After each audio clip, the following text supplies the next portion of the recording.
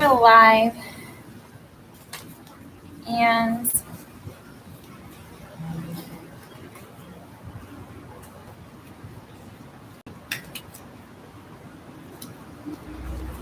I want to start with the justice. Actually, I really don't want to start with the justiciability doctrines. It's the beginning of everything. I'm just going to start with the First Amendment. The big section of note cards here. Non-public forum. Non-public forums are government properties that the government can close to all speech activities. Restrictions may be upheld that are both reasonable and viewpoint neutral. Non-public forums. The government can and often excludes all speech. Forum criteria.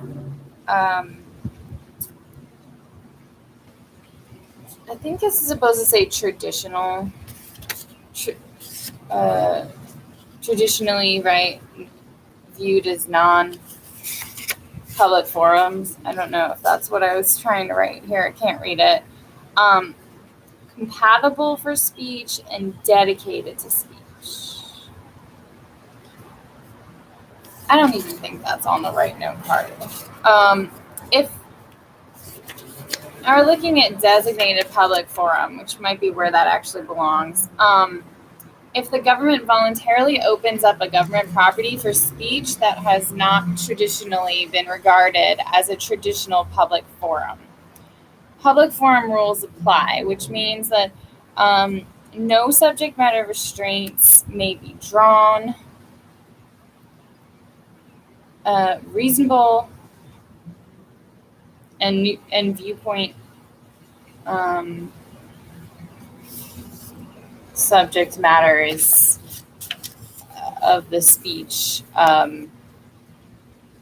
may not be restricted.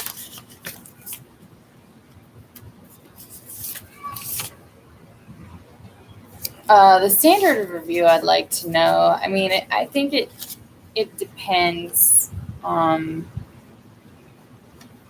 And we'll hopefully find one of these puts forth the analysis and the order of the analysis. I think if we're talking content neutral restrictions, then there's a much lesser standard than content related, viewpoint related speech restrictions.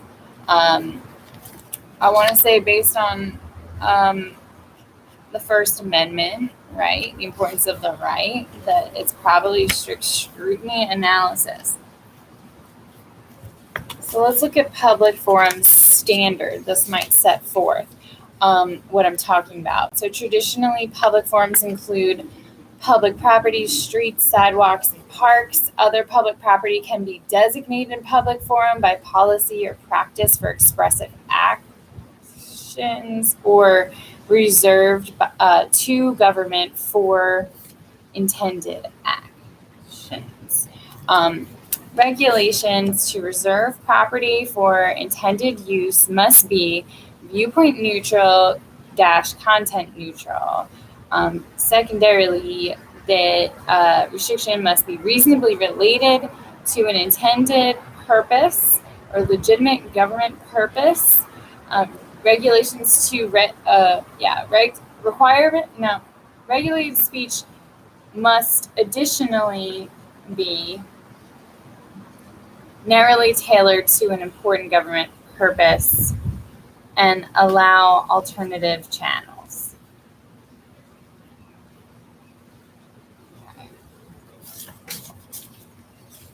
So like a content-based restriction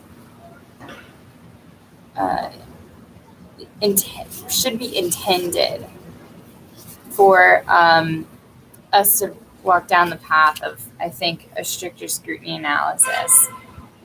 If the intent was not to restrict speech based on content and viewpoint, then perhaps all we need to show is an important government purpose behind the regulation. It's legitimate is narrowly tailored and allows alternate channels. So that's what I'm reading from that. Take it for what it's worth. Limited public forum. Government opens property to certain groups or designates property to certain groups or messages. There can be restrictions on subject matter if reasonable and viewpoint neutral in a limited public forum. And last, I had this note card in here called that's titled Public Use, and I realized I think this actually deals with the takings clause. I don't believe this even has anything to do with those note cards I just read. So maybe we'll get around to that if I have a note card on the takings clause. I have necessary and proper clause again. So I'm just going to read that and put it with the last one I read.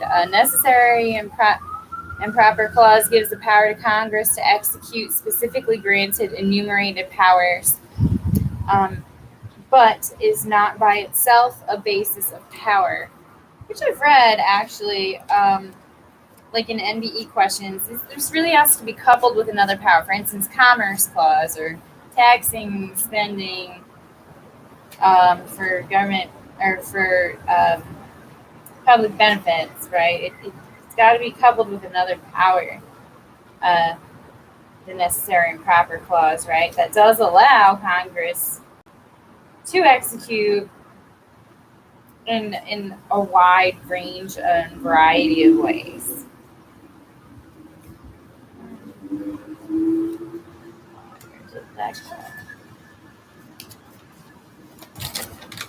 Ex post facto laws. Interesting that I find it here. These make a criminal act that was innocent when done, or makes criminal an act that was innocent when committed, or makes it a greater offense of a lesser offense when it was committed. So it either will increase punishment or lower an evidentiary standard. That's, I guess, another way to find an ex post facto law. In legislation and in due process if applied by the court. So I feel like what ought to be said right now is that I believe these ex post facto laws, I mean, clearly by the name of the word is that they're applying retroactively. And that cannot be where you're held accountable for a crime that wasn't a crime when it was committed, or held more accountable for an action that was a lesser offense at the time that it was committed. So that temporal, like, discognizance, right, or dissonance, I'd say, is important. Most laws need to be prospective, not retroactive, right? And I don't have that written on the card, but I think that that's a big part of it. So I have here fundamental rights and just a list of them, like family autonomy, keeping the family together, marriage, the right to marry, travel, custody, the right to custody of one's children, sexual orientation, child rearing, the right to control the upbringing of the children, the right to procreate, reproductive autonomy, right to purchase and use contraceptions, and a right to abortion, which I remember hearing not to refer to it as a right, but I guess I'm wrong. Fundamental right theories. These are theories behind fundamental rights. So there's the originalist theory, the non-originalist theory, the non-originalist abstract theory, the probably modern originalist, natural law, moralistic, and effective political process representation. These are a couple theories for finding fundamental rights, defining fundamental rights from what little the Constitution explains of them. Mostly they've been interpreted by the course of case law. I'm going to put these next to the property note cards, even though that may not very well be where it ought to go. But I've got liberty interest next. There's nothing written on this card. And then I've got liberty next. And there is something written on this card. So freedom from bodily restraint, for example, mental institution commitment, provided by the contract or a statute. For example, the right to speak and associate, the right to contract, the right to travel, the right to engage in gainful employment, the right to vote, probably and to avoid injury to reputation, loss of significant employment or associational opportunities. That's what's meant by liberty. So it's more than just staying out of jail. And I'll read this again, right?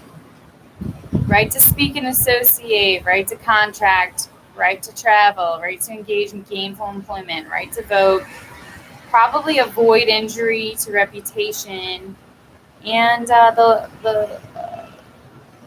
what might come into liberty interest issues are losses of significant employment or associational opportunities.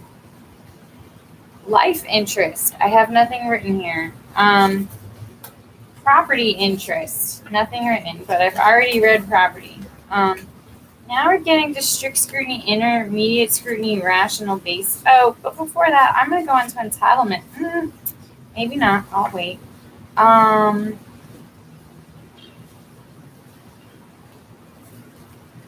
No, I'm not. I'm going to skip these standards to the end. They apply to equal protection. But what I just spoke about was fundamental rights.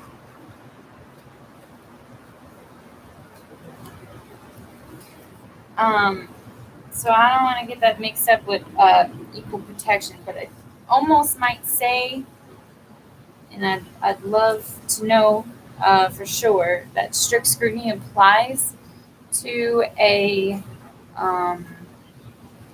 questionable law restricting a fundamental right, just as it would apply to race-based classifications and national origin and alienage.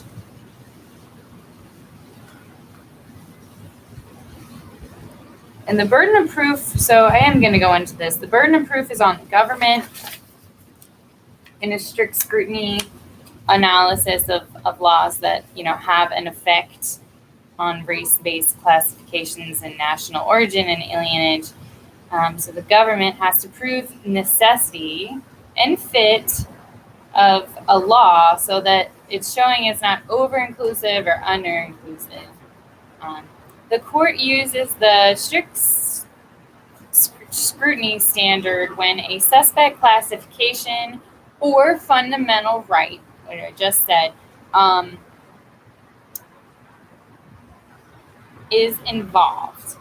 Under strict scrutiny analysis, strict scrutiny standard, a law will be upheld only if it is necessary to achieve a compelling or overriding government purpose.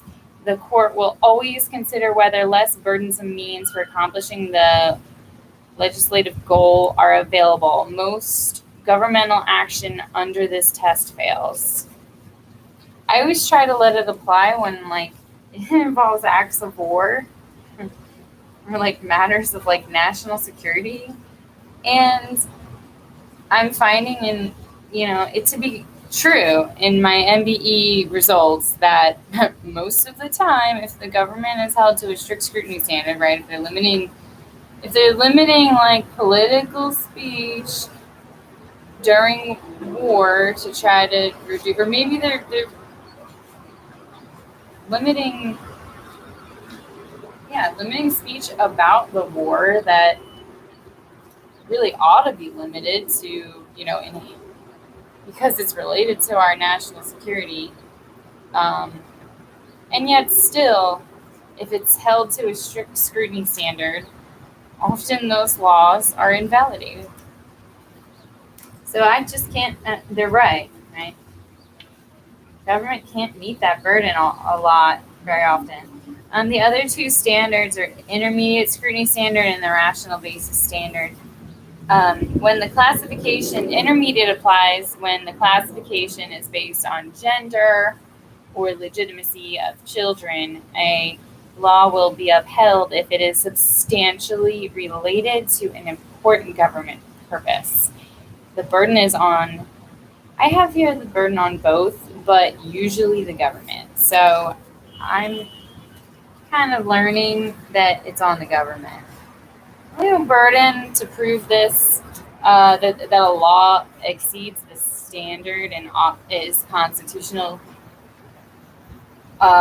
when it applies to the moving party is under the rational basis test, which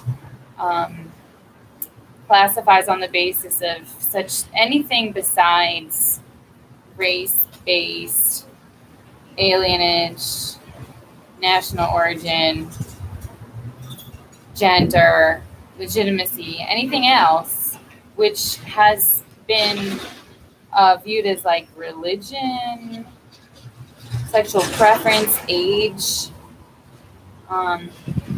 and laws that classify on these bases of sexual preference, age, and religion are upheld if it is rationally related to a legitimate purpose. Laws are usually upheld unless arbitrary and irrational. The burden of proof is on the challenger, and this standard gives great deference to the legislature. So that all needs to go around equal protection. But as you saw, as we were just discussing, fundamental rights, strict scrutiny standard usually applies to fundamental rights. So here's, there's nothing written on the entitlement theory note card, so I'll skip it. Procedural due process requires government show notice and provide a hearing before determining purpose. Which is funny, I wrote purpose here, but really it's like before denial of like government benefits, for example, like such as like state employment or maybe health benefits or unemployment or something like that. We're denying their children, like taking children into custody of like a foster home. Being a fundamental right to like raise your child rearing, that would require the most expansive procedural due process to deny parents their children, which is kind of like their property. So I got another note card on procedural due process, and I'm citing in it at the very top of it the Fifth Amendment and 14th Amendment because, I believe if the denial of the right or the entitlement is by the federal government, then the Fifth Amendment is being cited as the source of protection of the individual's rights. And then likewise, the 14th Amendment applies to the states. So this reads as required fair process, which I read the note card on that already. Fair process and procedure, which is like your procedure for hearings, etc. When the government intentionally deprives a person, not a corporation, only a person, of life, liberty, or property. And one, actual and impending criteria, possible bias for not constitutional, liberty, loss of freedom to act, property entitlements, such as public employment or that may be contracted for. And fourth, the balancing test of fair process in terms of timing. Is it pre or post deprivation? The scope of the hearing. The court must consider the importance of the individual right to the individual and the value of the specific procedural safeguard and the governmental interest in fiscal and administrative efficiency. And when I say value of specific procedural safeguard, what you're saying is the safeguard that the deprived party is asking for, like would have had before the deprivation or after the deprivation, if that's actually going to be helpful, right, for their case, their position that they're in or making, or substantiation for their loss or prevention against it, right? If the safeguard provides no benefit, the proposed safeguard provides no benefit, there's no value to the procedural safeguard, then it's redundant, like it's moot, it's not worthy of asking the government to extend that type of procedure or process that is ultimately going to cost the government money. And that's why the third criteria is the governmental interest in fiscal and administrative efficiency. Because people ask for a lot and people don't want to be denied anything, and the government is being made to respond, right, to all of these requests for hearings, ahead of the deprivation or after the deprivation. And that can be very burdensome on the judicial system, like resources and time. Private and public. So I'm looking at state legislation that interferes with contracts. And I've got two kinds: existing private contracts and governmental contracts, which are afforded higher scrutiny to enforce. So for private and public, the question is, does the legislation substantially impair a party's rights under an existing contract? Not applicable if the state reserved the power to revoke, alter, or amend. And if yes, valid only if 1 and 2, which is to come, and if no, the reg is valid. So, I mean, that's kind of like a determinative element, right? Is whether the legislation substantially impairs the party's rights. If not, then the legislation is totally valid, right? Analysis stops there. But if it does substantially impair the party's rights, you move on to 1 and 2 criteria, 2 and 3 criteria. 2 is, does the legislation serve an important public interest, such as policing of health and safety, which come before, private contract rights.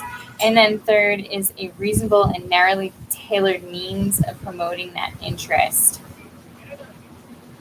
For example, not a broad repudiation.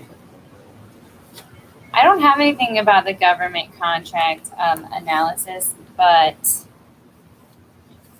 I do know that the scrutiny level is higher because the government, when the government enters into contracts, say for instance with contractors, and then passes like a bill or law that forbids them from that type of spending or that type of activity, it invalidates an existing contract or even contracts among states, which can be highly unfair to the other party that doesn't have maybe the legislative power or that does have the legislative power. And then you, like if it's a between states.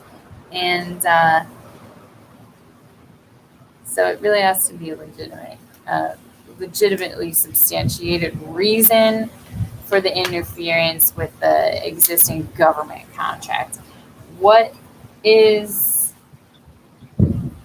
the level of substantiation? I don't currently know. So back to Article 3, the Supreme Court shall have appellate jurisdiction both as to law and fact, with much exceptions and order, such regulations as the Congress shall make, which is why the Judiciary Act of 1789 that I read before and I will read again is a congressional act. Congress can actually pass a law about the Supreme Court's appellate jurisdiction, which both as to law and fact with much exceptions and order, such regulations as the Congress shall make. So for the Judiciary Act of 1789, really what set this all in motion, right, is that the Supreme Court had authority only to review decisions of a state's highest court that ruled against a federal constitutional claim. Today, the Supreme Court may review decisions of a state that ruled in favor of a constitutional right. So it's like they expanded the jurisdiction afforded to the judicial branch in the Constitution, I would say, now reading it this way, whereas my earlier note card made it a little bit more confusing. Right.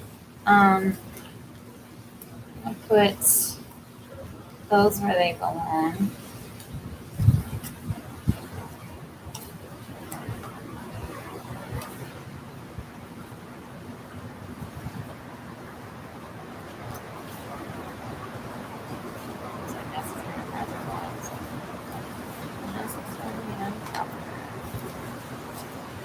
Prohibition of generalized grievances. So this is a generalized grievance is presented if one's claim of injury is not to a person. I'm sorry, if the plaintiff's claim of injury is not to a person, constitutional or statutory right, but instead to illegal or unconstitutional activity as a citizen or taxpayer. That's too general to defend. And so it's predicated on status as a citizen, not on possessing a right under the statute or constitution.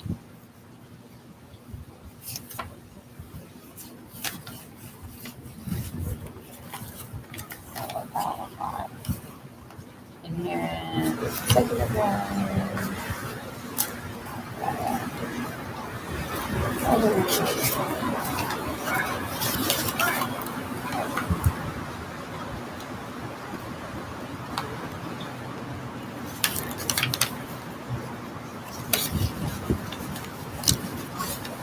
Qualified individual with a disability from Title II of the ADA may not be in the right section.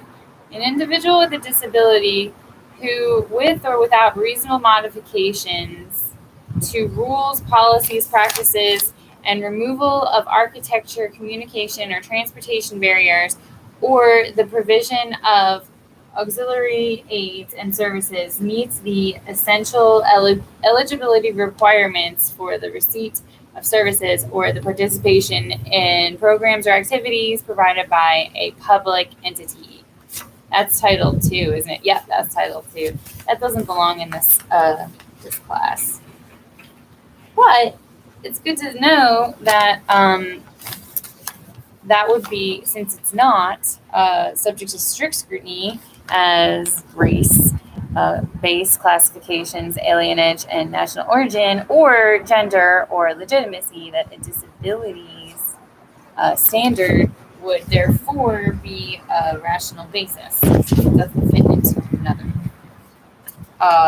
lowest class protected classification.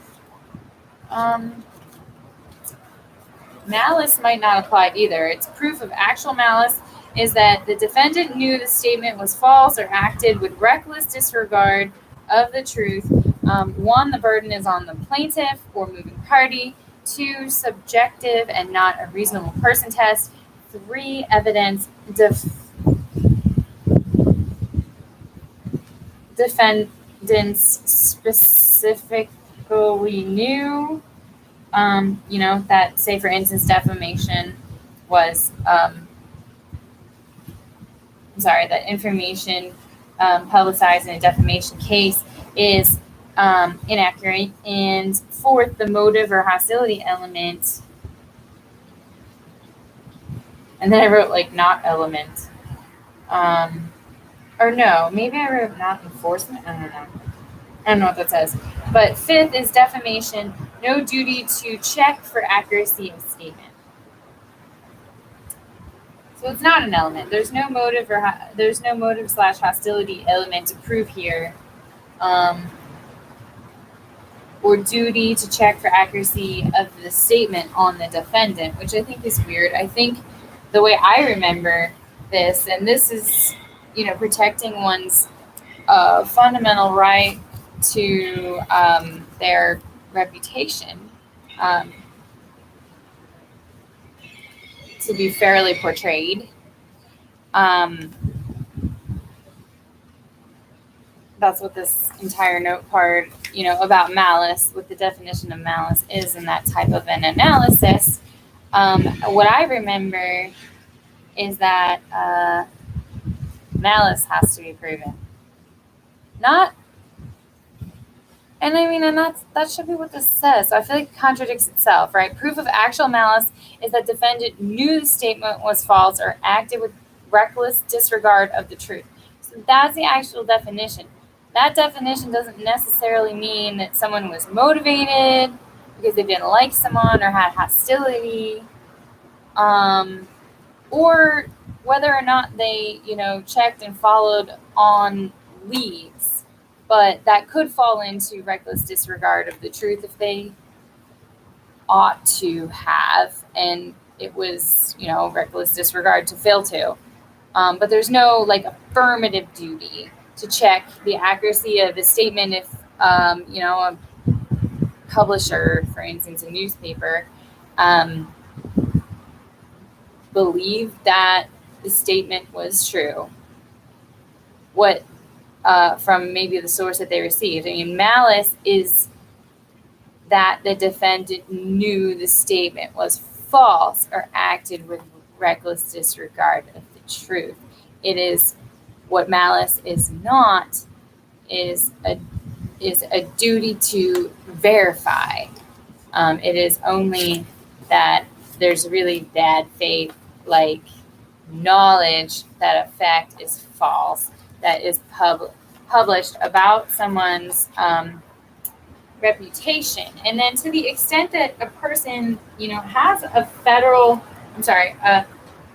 fundamental right to protect how their reputation is portrayed, which we were talking about, actually depends on the person nowadays. And so I think, let's just pull that out of somewhere. What I might like to do is actually, talk about public concerns, talk about private figures, talk about public figures, talk about private officials, and I don't have a definition for that. Okay, so I kind of skipped right into this fundamental right analysis, which is actually pretty deep, about what is published, and it's really a right to privacy too. So there's a right to privacy. There's also a right to, represent your reputation, or defend against, unjust attacks on your reputation. And I think in order of who can assert these rights, you start with the private officers, officials, which I don't have here, which is interesting. I don't have anything written on that card. Public officials, I have nothing written on that card. Private figures, here, a private figure is not, the definition of private figure truly is that they are not a public official and not a public figure. That's your definition of a private figure. A public concern. So in order for this private figure to bring an action of defamation, let's say,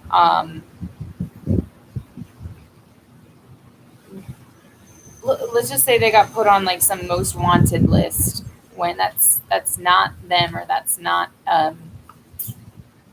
or they were like acquitted, and it's totally baseless, right? So that could be the type of action that you would be looking at here for a private figure. Say, for instance, Justin Bieber DUI example, right? And so so is there a public concern? So let's just say Andy Reid's son's DUI, like these like sports football players. Is it really a public concern? If so, then there's like a actual valid case for publishing private information. So the public concern requires a showing of malice to invoke punitive damages. A private concern does not require a showing of malice. So ultimately,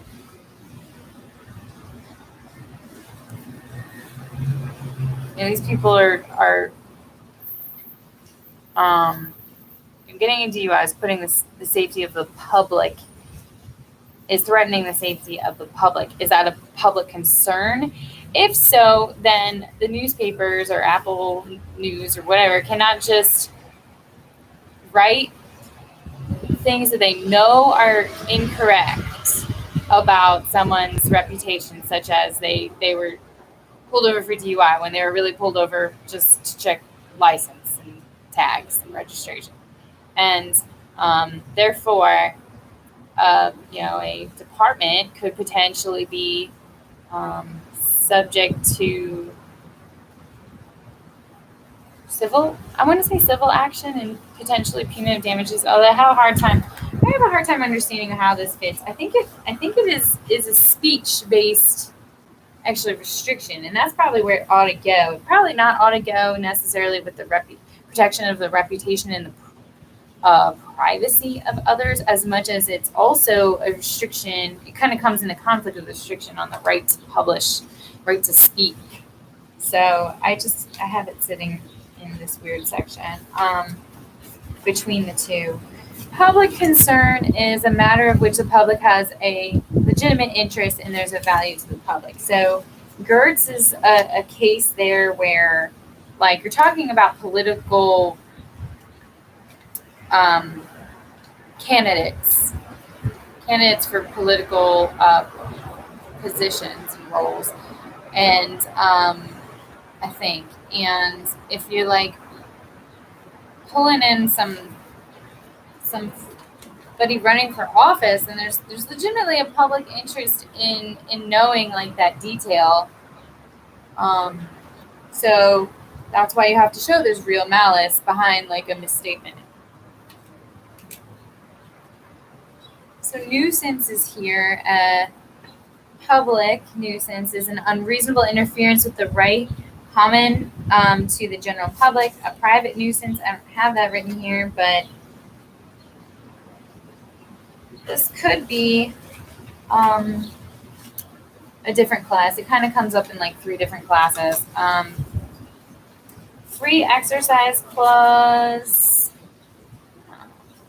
theories, establishment clause, Free exercise clause again.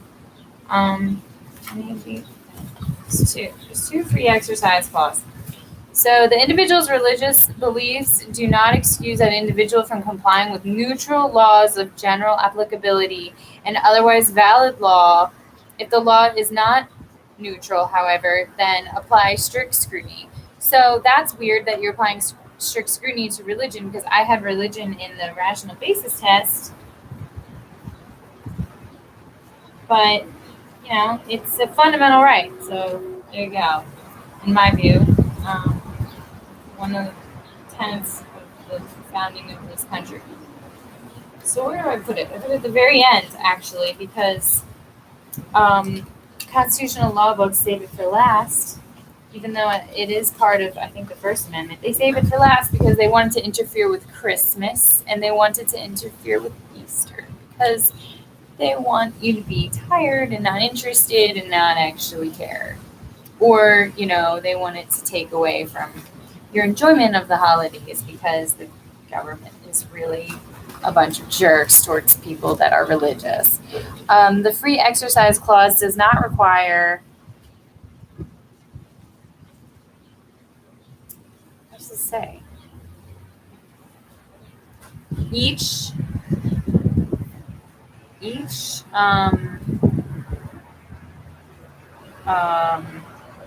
exemptions? Okay. The free exercise clause does not require exemptions from government regulations for a person whose religious beliefs prevent him from conforming his behavior to the requirement of a law that is a neutral law of general applicability. That's just another way to say it. And I do believe that we've gotten away from that terminology according to Barbary, but I didn't write it down. So we're going to go with that as definitely one way of analyzing free exercise clause questions. I've got this theories here of neutrality, accommodation, and separation of church and state. These are like positions to interpret religious freedoms. And I don't have any more information about it, so I can't go into it. But I have two cards on the Establishment Clause. So first, if government action involving religion does not include a sect preference, it is tested under the Lemon test. It will only be valid if it has a secular purpose, which is non-religious. Its primary effect neither advances nor inhibits religion. And last, it does not produce excessive government entanglement with religion. That is what's happening with the Establishment Clause. So the government is not going to establish like a national religion. That's the point. So Lemon test is the Lemon test again. The elements of it is that the law is for a secular purpose, or so these are disjunctive. Any one of these I think will suffice to uphold the law, possibly, is or invalidate it. But one, the law has to have a secular purpose. Two, primary effect of the law may not be to advance or promote religion or inhibit religion, or the prohibition on excessive entanglement. There's no clear barrier between the separation of church and state. So I don't know if any one of those will invalidate a law, or if it's that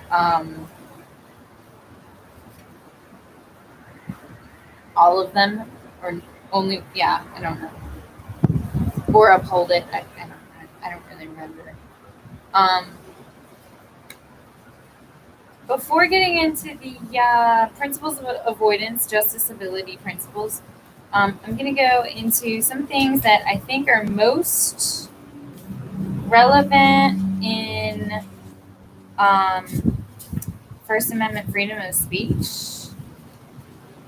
I don't really know how to use these things. I've been seeing them in more essays lately, so I don't know if I can just use them in any old essay, or if it's only like freedom of speech. So the first one is overbreadth, And a law, so this is more general applicability, like a law is substantially overbroad if it regulates substantially more speech than the First Amendment allows to be regulated, and a person to whom the law constitutionally may be applied can argue that is unconstitutional or applied to others.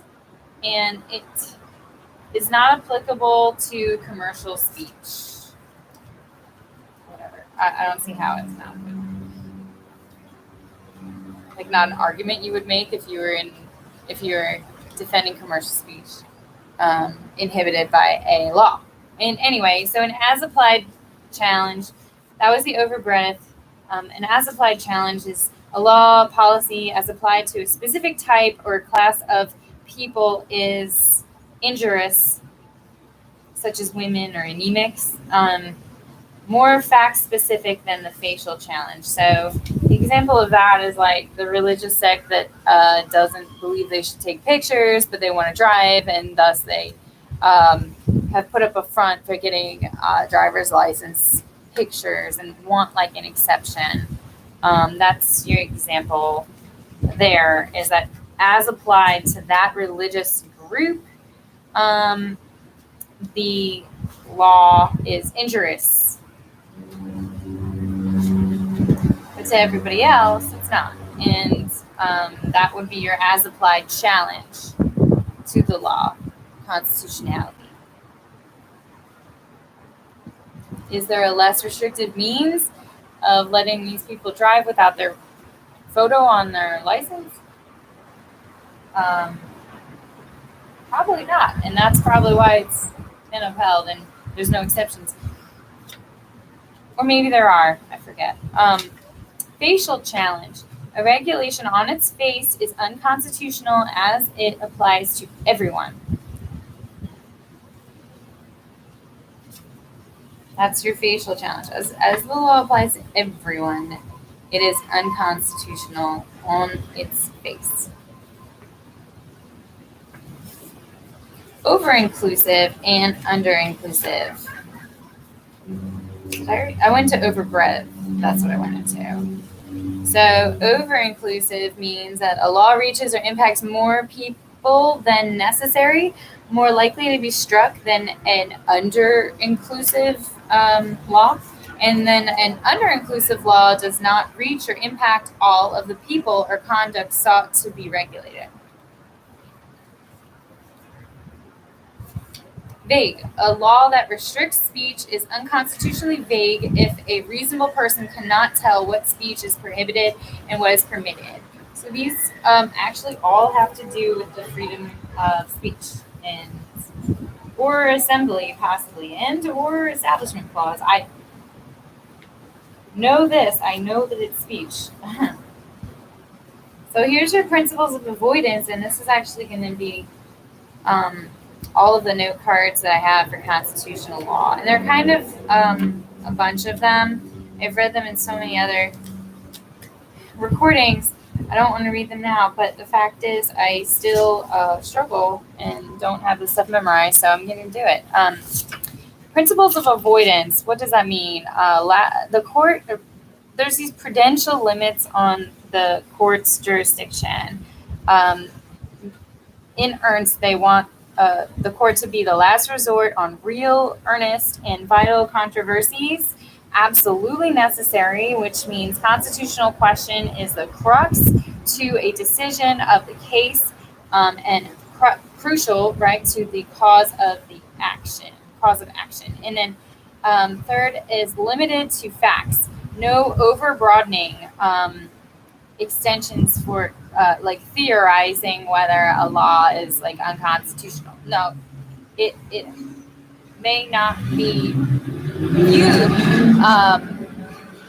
outside of the way it's being applied to like in the facts of the cause of action in this case, specific case. You're not going to like hypothetically say that a law hurts me in this is injurious to me in this manner, but it could be way worse to people of this protected class in this manner. You can't hypothesize like that to invalidate a law. You can enjoin parties belonging to the other class that could be harmed by a law a different way, but you can't raise that unless you're injured. So the limit to the jurisdiction. If case may be precluded by another independent grounds or legal principle, then it's not going to be heard in the court of law. They're just not going to just hear questions of law that they don't have to hear. If it's determined, it can be determined in like a civil case, the contract law dispute or something, then it's not going to the federal fora for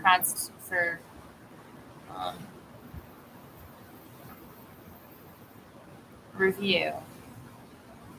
The plaintiff must be injured, lacking personal or property right would be a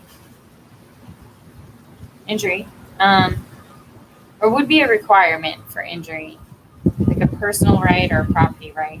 The court will not pass upon the constitutionality of a statute at the instance of one who has availed himself of its benefits.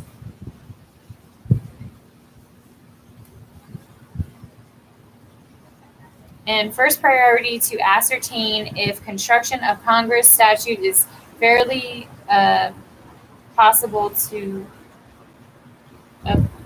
avail a constitutional question, available constitutional question. So this isn't one of interpreting a congressional act, right? The court's not placed here to interpret legislation. They have to only interpret legislation when it is called into question by a legitimate, real, earnest, and vital case and controversy. So the next is justiciability and prudential doctrines, kind of the same as what I just talked about. Judicially created limits on the matter that can be heard by federal courts.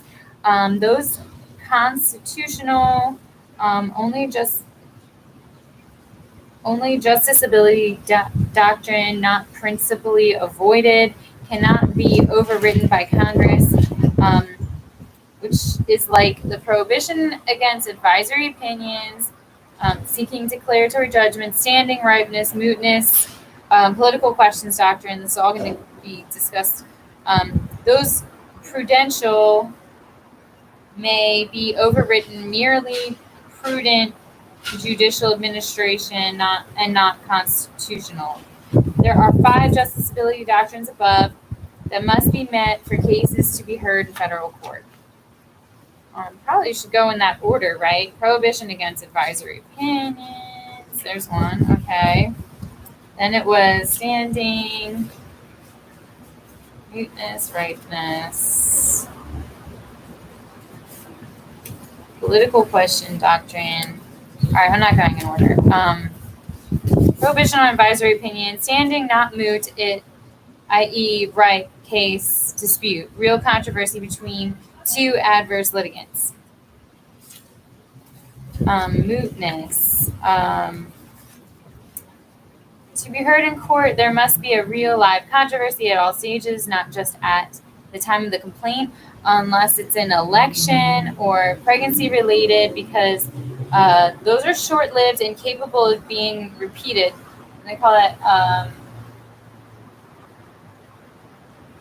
if an issue has been resolved, it won't be heard unless the situation is capable of repetition yet evading review is how they term that. Ripeness, harm must actually be threatened. Harm must actually be threatened. That's what ripeness means. A person challenging the constitutionality of a statute does not need to violate it and await prosecution as the sole means of seeking relief. And I think that's where pre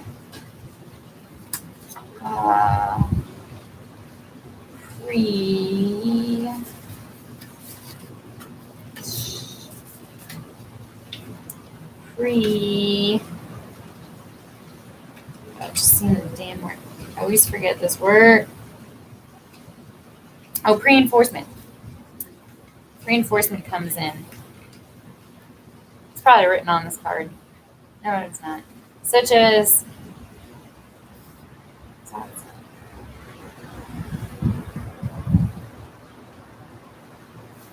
if an injury in fact is established, right?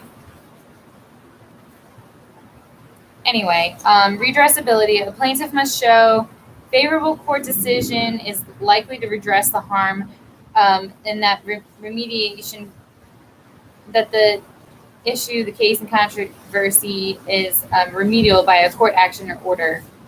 Political question doctrine is that allegations from constitutional violation that federal courts will not adjudicate and the Supreme Court deems inappropriate, and judicial review because political branches should address, interpret, and enforce. These include foreign relations, impeachment, and gerrymandering, which is like lines of division in political campaign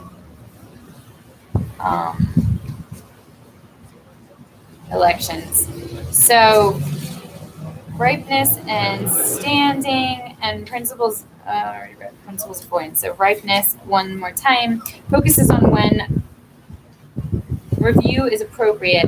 Pre-enforcement review separates cases that are premature because speculative, as opposed to those that are ready for a decision.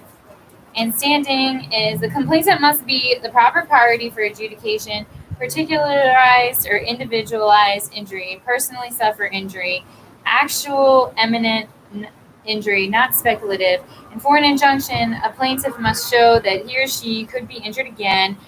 No third-party claims are available, except there's always exceptions. I'll read in a second. There's the class action is just written here.